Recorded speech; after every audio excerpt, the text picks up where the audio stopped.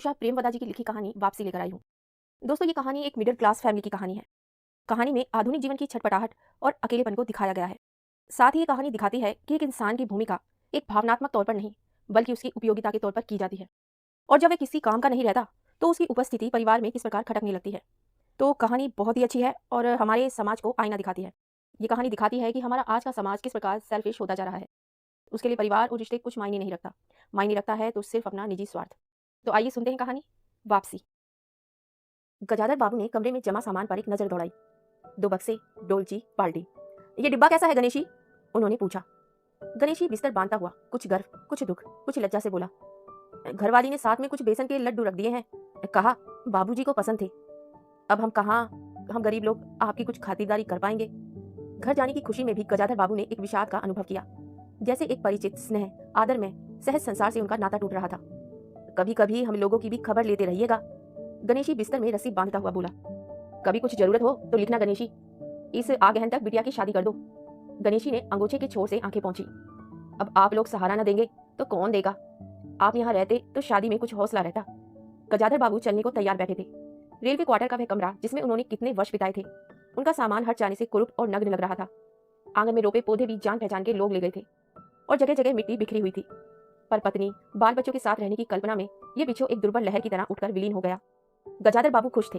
35 साल की नौकरी के बाद वे रिटायर होकर जा रहे थे। इन वर्षों में अधिकांश समय उन्होंने अकेले रहकर काटा था। उन अकेले क्षणों में उन्होंने इसी समय की कल्पना की थी जब वह अपने परिवार के साथ रह सकेंगे। इसी आशा के सहारे वे अपने अभाव का बोझ ढो रहे थे। संसार की दृष्टि से उनका जीवन सफल कहा जा सकता था। उन्होंने शहर में एक मकान बनवा लिया था। बड़े लड़के अमर और लड़की कांति की शादियां कर दी थी। 2 बच्चे ऊंची कक्षाओं में पढ़ रहे थे। गजाधर बाबू नौकरी के कारण प्राय छोटे स्टेशनों पर रहे और उनके बच्चे तथा पत्नी शहर में, जिससे पढ़ाई में बाधा न हो। गजाधर बाबू स्वभाव से बहुत स्नेही व्यक्ति थे और स्नेह के आकांक्षी भी। जब परिवार साथ था, ड्यूटी से लौटकर बच्चों से हंसते बोलते, पत्नी से कुछ मनोविनोद करते। उन सबके चले जाने से उनके जीवन में गहन सूनापन भर उठा। खाली क्षणों में उनसे घर में टिका न जाता। कभी प्रकृति के ना होने पर भी उन्हें पत्नी की स्नेहपूर्ण बातें याद आती रहती। दोपहर में गर्मी होने पर भी 2 बजे तक आग जलाई रहती और उनके स्टेशन से वापस आने पर गर्म गर्म रोटियां सेकती। उनके खा चुकने और मना करने पर भी थोड़ा सा कुछ और थाली में परोस देती और बड़े प्यार से आग्रह करती। जब वे थके हारे बाहर से आते तो उनकी आहट पर वे रसोई के द्वार पर निकल आती और उनकी सालज आंखें मुस्कुरा उठती। गजाधर बाबू को तब हर छोटी बात भी याद आती और उदास हो उठते। अब कितने वर्षों बाद वह अवसर आया था जब वे फिर उसी स्नेह और आदर के मध्य रहने जा रहे थे। टोपी उतार कर गजाधर बाबू ने चारपाई पर रख दी। जूते खोलकर नीचे खिसका दिए। अंदर से रह रहकर कह कहो की आवाजें आ रही थी। इतवार का दिन था और उनके सब बच्चे इकट्ठे होकर नाश्ता कर रहे थे। गजाधर बाबू के सूखे होठों पर सनिग्ध मुस्कान आ गई। उसी तरह मुस्कुराते हुए वह बिना खांसे हुए अंदर चले गए। उन्होंने देखा कि नरेंद्र कमर पर हाथ रख के शायद रात की फिल्म में देखे गए किसी नृत्य की नकल कर रहा था और बसंती हंस हंसकर दोहरी हो रही थी। अमर की बहू को अपने तन बदन, आंचल या घूंघट का कोई होश न था और वह उन्मुक्त रूप से हंस रही थी। गजाधर बाबू को देखते ही नरेंद्र थप से बैठ गया और चाय का प्याला उठाकर मुंह से लगा लिया। बहू को होश आया और उसने झट से माथा ढक लिया। केवल बसंती का शरीर रह रहकर हंसी दबाने के प्रयत्न में हिलता रहा। गजाधर बाबू ने मुस्कुराते हुए उन लोगों को देखा, फिर कहा, क्यों नरेंद्र, क्या नकल हो रही थी? कुछ नहीं बाबूजी, नरेंद्र ने सिर पिटाकर कहा। गजाधर बाबू ने चाहा था कि वह भी इस मनोविनोद में भाग लेते, पर उनके आते ही जैसे सब कुंठित हो चुप हो गए। इससे उनके मन में थोड़ी सी खिंता उपज आई। बैठते हुए बोले, बसंती, चाय मुझे भी देना। तुम्हारी अम्मा की पूजा अभी चल रही है क्या? बसंती ने माँ की कोठरी की ओर देखा। अभी आती होंगी, और प्याले में उनके लिए चाय छानने लगी। बहू चुपचाप पहले ही चली गई थी। अब नरेंद्र भी चाय का आखिरी घूंट पीकर उठ खड़ा हुआ। केवल बसंती पिता के लिहाज में चौके में बैठी माँ की राह देखने लगी। गजाधर बाबू ने एक घूंट चाय पी, फिर कहा, बेटी, चाय तो फीकी है, लाइए चीनी और डाल दूं? बसंती बोली, रहने दो, तुम्हारी अम्मा जब आएगी तभी पी लूंगा। थोड़ी देर में उनकी पत्नी हाथ में अड्डे का लोटा लिए निकली और अशुद्ध स्तुति कहते हुए तुलसी में डाल दिया। उन्हें देखते ही बसंती भी उठ गई। पत्नी ने आकर गजाधर बाबू को देखा और कहा, अरे आप अकेले बैठे हैं, ये सब कहाँ गए? गजाधर बाबू के मन में फांसी कसक उठी। अपने अपने काम में लग गए हैं, आखिर बच्चे ही हैं। पत्नी आकर चौके में बैठ गई। उन्होंने नाक भो चढ़ाकर चारों ओर झूठे बर्तनों को देखा, फिर कहा, सारे झूठे बर्तन पड़े हैं, इस घर में धर्म कर्म कुछ नहीं, पूजा करके सीधे चौके में घुसो। फिर उन्होंने नौकर को पुकारा। जब उत्तर ना मिला तो एक बार और उच्च स्वर में पुकारा। फिर पति की ओर देखकर बोली, बहू ने भेजा होगा बाजार। और एक लंबी सांस लेकर चुप हो रही। गजाधर बाबू बैठकर चाय और नाश्ते का इंतजार करते रहे। उन्हें अचानक ही गणेशी की याद आ गई। रोज सुबह पैसेंजर आने से पहले ये गरम गरम पूरियां और जलेबियां और चाय लाकर रख देता था। चाय भी कितनी बढ़िया, कांच के गिलास में, ऊपर तक भरी लबालब, पूरे 2.5 चम्मच चीनी और गाढ़ी मलाई।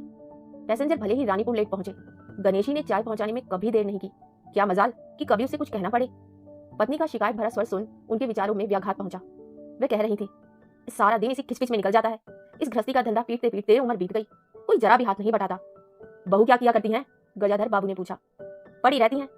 बसंती को तो कहेगी कि कॉलेज जाना होता है। गजाधर बाबू ने जोश में आकर बसंती को आवाज दी। बसंती भाभी के कमरे में से निकली तो गजाधर बाबू ने कहा, बसंती, बसंती, आज से शाम का खाना बनाने की जिम्मेदारी तुम पर है। सुबह का भोजन तुम्हारी भाभी बनाएगी। बसंती मुंह लटकाकर बोली, बाबूजी, बाबूजी पढ़ना भी तो होता है। गजाधर बाबू ने प्यार से समझाया, तुम सुबह पढ़ लिया करो। तुम्हारी माँ बूढ़ी हुई, अब वह शक्ति नहीं बची है। तुम हो, तुम्हारी भाभी है, दोनों को मिलकर काम में हाथ बटाना चाहिए। बसंती चुप रह गई। उसके जाने के बाद उसकी माँ ने धीरे से कहा, पढ़ने का तो बहाना है, कभी जी नहीं लगता, कैसे लगे? शीला से ही फुर्सत नहीं। बड़े बड़े लड़के हैं उस घर में, हर वक्त वहां घुसा रहना मुझे नहीं सुहाता। मना करूं तो सुनती नहीं। घर में गजाधर बाबू के रहने के लिए कोई स्थान न बचा था। जैसे किसी मेहमान के लिए कुछ अस्थायी प्रबंध कर दिया जाता है, उसी प्रकार बैठक में कुर्सियों को दीवार से सटाकर बीच में गजाधर बाबू के लिए पतली सी चारपाई डाल दी गई थी। गजाधर बाबू उस कमरे में पड़े पड़े कभी कभी अनायास ही इस अस्थायित्व का अनुभव करने लगते। उन्हें याद आती उन रेलगाड़ियों की जो आती और थोड़ी देर रुककर किसी और लक्ष्य की ओर चली जाती। घर छोटा होने के कारण बैठक में ही अब वह प्रबंध किया गया था। उनकी पत्नी के पास अंदर एक छोटा सा कमरा अवश्य था, पर वह एक ओर से अचारों के मर्तबान, दाल, चावल के कनस्तर और घी के डिब्बों से घिरा था। दूसरी ओर पुरानी रजाइयां दरियों में लिपटी और रस्सी से बंधी रखी थी। उनके पास एक बड़े से टीन के बक्से में घर भर के गर्म कपड़े थे। बीच में एक आलगनी बंधी हुई थी, जिस पर प्राय बसंती के कपड़े लापरवाही से पड़े रहते थे। वे अक्सर उस कमरे में नहीं जाते थे। घर का दूसरा कमरा अमर और उसकी बहू के पास था। तीसरा कमरा जो सामने की ओर था, बैठक था। गजाधर बाबू के आने से पहले उसमें अमर के ससुराल से आया बैत का 3 कुर्सियों का सेट पड़ा था। कुर्सियों पर नीली गद्दियां और बहू के हाथों के कड़े कुशन थे। जब कभी उनकी पत्नी को कोई लंबी शिकायत करनी होती तो अपनी चटाई बैठक में डाल पड़ जाती थी। वे एक दिन चटाई लेकर आ गई तो गजाधर बाबू ने घर गृहस्थी की बातें छेड़ी। वे घर का रवैया देख रहे थे। बहुत हल्के से उन्होंने कहा कि अब हाथ में पैसा कम रहेगा, कुछ खर्चा कम करना चाहिए। सभी खर्च तो वाजिब वाजिब है, न मन का पहना न ओढ़ा। गजाधर बाबू ने आहत विस्मित दृष्टि से पत्नी को देखा। उनसे अपनी हैसियत छिपी न थी। उनकी पत्नी तंगी का अनुभव कर उसका उल्लेख करती है, यह स्वाभाविक था। लेकिन उनमें सहानुभूति का पूर्ण अभाव गजाधर बाबू को बहुत खटका। उनसे यदि राय बात की जाती कि प्रबंध कैसे हो, तो उन्हें चिंता कम संतोष अधिक होता। लेकिन उनसे तो केवल शिकायत की जाती थी, जैसे परिवार की सब परेशानियों के लिए वही जिम्मेदार थे। तुम्हें कमी किस बात की है अमर की माँ? घर में बहू है, लड़के हैं, बच्चे हैं, सिर्फ रुपये से ही आदमी अमीर नहीं होता। गजाधर बाबू ने कहा और कहने के साथ ही अनुभव किया। यह उनकी आंतरिक अभिव्यक्ति थी, ऐसी कि उनकी पत्नी नहीं समझ सकती। हाँ, बड़ा सुख है ना बहू से, आज रसोई करने गई है, देखो क्या होता है, कहकर पत्नी ने आंखें मूंदी और सो गई। गजाधर बाबू बैठे हुए पत्नी को देखते रह गए। यही थी क्या उनकी पत्नी, जिसके हाथों के कोमल स्पर्श, जिसकी मुस्कान की याद में उन्होंने संपूर्ण जीवन काट दिया था? उन्हें लगा कि वे लावण्यमयी युवती जीवन की राह में कहीं खो गई है और उसकी जगह आज जो स्त्री है वह उनके मन और प्राणों के लिए नितांत अपरिचिता है। गाढ़ी नींद में डूबी उनकी पत्नी का भारी शरीर बहुत बेडोल और कुरूप लग रहा था, श्रीहीन और रूखा था। गजाधर बाबू ने देर तक निस्वंग दृष्टि से पत्नी को देखते रहे और फिर लेटकर छत की ओर ताकने लगे। अंदर कुछ गिरा और उनकी पत्नी हड़बड़ाकर उठ बैठी। लो, बिल्ली ने कुछ गिरा दिया शायद, और कह अंदर भागी। थोड़ी देर में लौटकर आई तो उनका मुंह फूला हुआ था। देखो बहू को, चौका खुला छोड़ाई, बिल्ली ने दाल की पतीली गिरा दी। सभी खाने को है, अब क्या सिखाऊंगी? वह सांस लेने को रुकी और बोली, एक तरकारी और 4 पराठे बनाने में सारा डिब्बा घी उड़ेल कर रख दिया। जरा सा दर्द नहीं है, कमाने वाला हार तोड़े और यहाँ चीजें लूटे। मुझे तो मालूम था कि ये सब काम किसी के बस का नहीं है। गजाधर बाबू को लगा कि पत्नी कुछ और बोलेगी और उनके कान झंझना उठेंगे। होंठ भींच करवट लेकर उन्होंने पत्नी की ओर पीठ कर ली। रात का भोजन बसंती ने जानबूझकर ऐसा बनाया था कि कौर तक निकला न जा सके। गजाधर बाबू चुपचाप खाकर उठ गए, पर नरेंद्र थाली सरकार कर उठ खड़ा हुआ और बोला, मैं ऐसा खाना नहीं खा सकता। बसंती तुनक कर बोली, तुम ना खाओ, कौन तुम्हारी खुशामद कर रहा है? तुमसे खाना किसने बनाने को कहा था? नरेंद्र चिल्लाया। बापूजी ने। बाबूजी को तो बस बैठे बैठे यही सोचता है। बसंती को उठाकर माँ ने नरेंद्र को मनाया और अपने हाथ से कुछ बनाकर खिलाया। गजाधर बाबू ने बाद में पत्नी से कहा, इतनी बड़ी लड़की हो गई और उसे खाना बनाने तक का सहूर नहीं आया? अरे आता सब कुछ है, करना नहीं चाहती, पत्नी ने उत्तर दिया। अगली शाम माँ को रसोई में देख कपड़े बदलकर बसंती बाहर आई तो बैठक में गजाधर बाबू ने टोक दिया, कहाँ जा रही हो? शीला, कोई जरूरत नहीं है, अंदर जाकर पढ़ो। गजाधर बाबू ने कड़े स्वर में कहा। कुछ देर अनिश्चित खड़े रहकर बसंती अंदर चली गई। गजाधर बाबू शाम को रोज टहलने जाते थे। लौटकर आए तो पत्नी ने कहा, क्या कह दिया बसंती से? शाम से मुंह लपेटे पड़ी है, खाना भी नहीं खाया। गजाधर बाबू खिन्न हो गए। पत्नी की बात का उन्होंने उत्तर नहीं दिया। उन्होंने मन में निश्चय कर लिया कि बसंती की शादी जल्दी ही कर देनी है। उस दिन के बाद बसंती पिता से बची बची रहने लगी। जाना हो तो पिछवाड़े से जाती।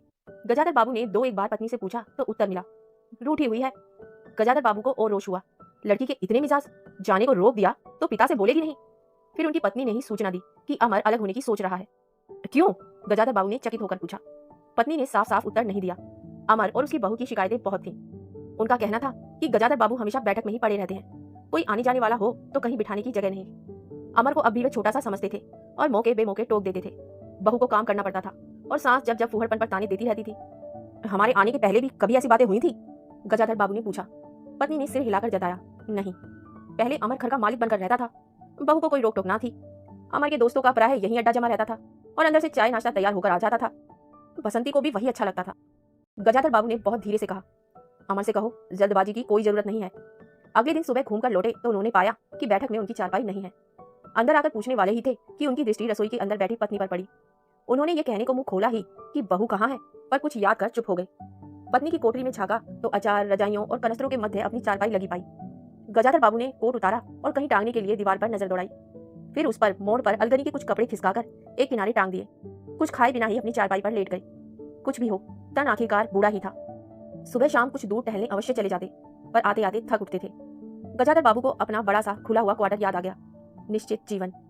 सुबह पैसेंजर ट्रेन आने पर स्टेशन पर की चहल पहल, चिर परिचित चेहरे और पटरी पर रेल के पहियों की खटखट जो उनके लिए मधुर संगीत की तरह थी।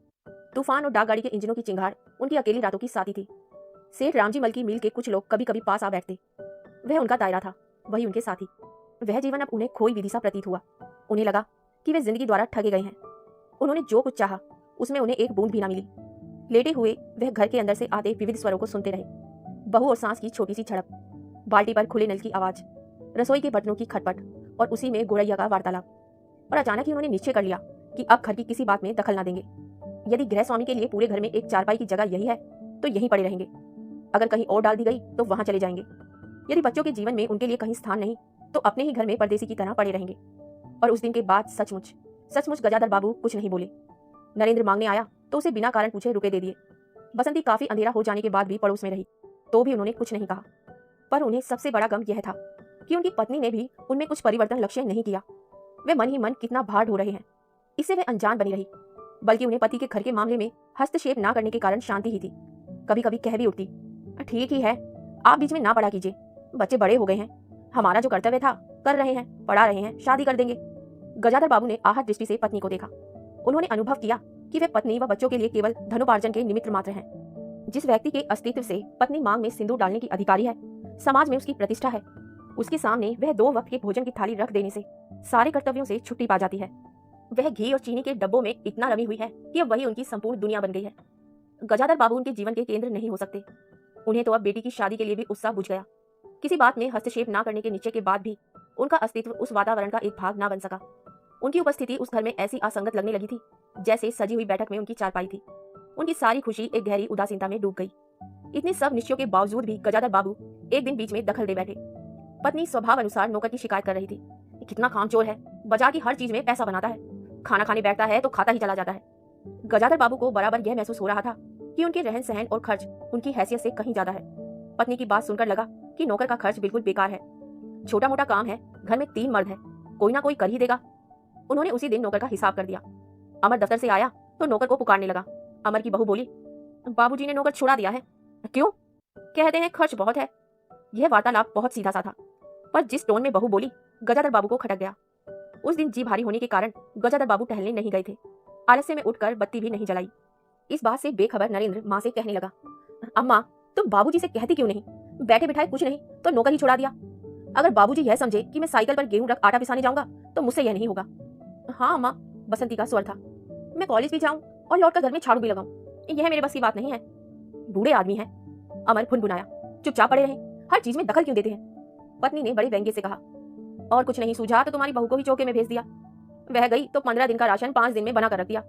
बहू कुछ कहे इससे पहले वे चौके में घुस गई। कुछ देर में अपनी कोठरी में आई और बिजली जलाई तो गजाधर बाबू को लेटे देख बड़ी सिटपिटाई। गजाधर बाबू की मुख मुद्रा से वे उनके भावों का अनुमान न लगा सकी। वह चुप आंखें बंद किए लेटे रहे। गजाधर बाबू चिट्ठी हाथ में लिए अंदर आए और पत्नी को पुकारा। वह भीगे हाथ लिए निकली और आंचल से पोंछती हुई पास आ खड़ी हुई। गजाधर बाबू ने बिना किसी भूमिका के कहा, मुझे सेठ रामजी मल की चीनी मिल में नौकरी मिल गई है। खाली बैठे रहने से तो 4 पैसे घर में आए, वही अच्छा है। उन्होंने तो पहले ही कहा था, मैंने मना कर दिया था। फिर कुछ रुक कर कहा, जैसे बुझी हुई आग में एक चिंगारी चमक उठे। उन्होंने धीमे स्वर में कहा, मैंने सोचा था बरसों तुम सबसे अलग रहने के बाद अवकाश पाकर परिवार के साथ रहूंगा। खैर परसों जाना है, तुम भी चलोगी? मैं? पत्नी ने सक पकाकर कहा, मैं चलूंगी तो यहाँ क्या होगा? इतनी बड़ी गृहस्थी, फिर सयानी लड़की। बात बीच में काट कर गजाधर बाबू ने हताश स्वर में कहा, ठीक है, तुम यहीं रहो, मैंने तो ऐसे ही कहा था। और गहरे मौन में डूब गए। नरेंद्र ने बड़ी तत्परता से बिस्तर बांधा और रिक्शा बुला लाया। गजाधर बाबू का टीन का बक्स और पतला सा बिस्तर उस पर रख दिया गया। नाश्ते के लिए लड्डू और मठरे की डलिया हाथ में लिए गजाधर बाबू रिक्शे में बैठ गए। एक दृष्टि उन्होंने अपने परिवार पर डाली और फिर दूसरी ओर देखने लगे और रिक्शा चल पड़ा। उनके जाने के बाद सब अंदर लौट आए। बहू ने अमर से पूछा, सिनेमा चलिएगा ना? बसंती ने उछल कर कहा, भैया हमें भी। गजाधर बाबू की पत्नी सीधे चौके में चली गई। बची हुई मठरियों को कटोरदान में रखकर अपने कमरे में लाई और कनस्तरों के पास रख दिया। फिर बाहर आकर कहा, अरे नरेंद्र, बाबूजी की चारपाई कमरे से निकाल दे, उसमें चलने तक को जगह नहीं है। तो अभी आप सुन रहे थे कहानी वापसी। कहानी के अंत में गजाधर बाबू की घर में वापसी और घर से वापसी में सिर्फ और सिर्फ अकेलापन उनका साथ देता है। तो आपको कहानी कैसी लगी कमेंट कर जरूर बताइएगा। और इसी के साथ मैं आपसे विदा लेती हूँ और बहुत जल्द मिलती हूँ एक नई कहानी के साथ। तब तक के लिए अलविदा।